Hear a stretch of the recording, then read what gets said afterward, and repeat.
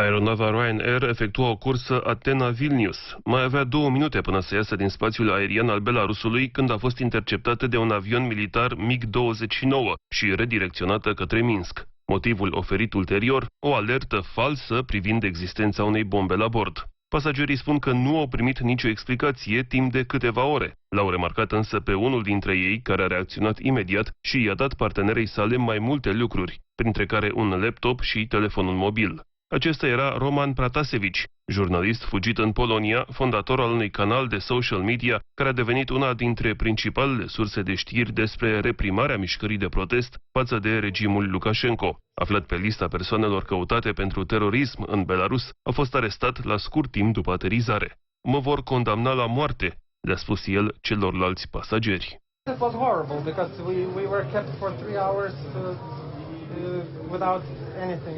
We were being kept in some kind of corridors. They were checking our suitcases, but at the same time they were arresting the journalist. How scared he was? Super scared. I looked at him directly into his eyes and it was very sad. They took his backpack and they opened everything. We are very tired. We were 8 hours there.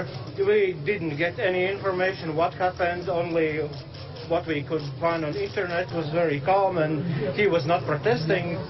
We were standing in the line and he was just taken. După aproape 8 ore în Minsk, avionul și-a reluat drumul spre Vilnius.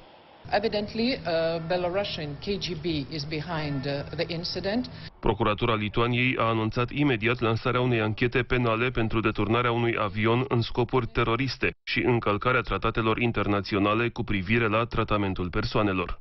Acest comportament scandalos și ilegal al regimului din Belarus va avea consecințe. Responsabilii pentru actul de piraterie aeriană trebuie sancționați. Jurnalistul Roman Protasevici trebuie eliberat imediat, a scris președintele Comisiei Europene pe Twitter. Act de piraterie este termenul folosit și de ceilalți lideri europeni. Și Statele Unite au condamnat cu fermitate deturnarea zborului și cer eliberarea imediată a jurnalistului arestat.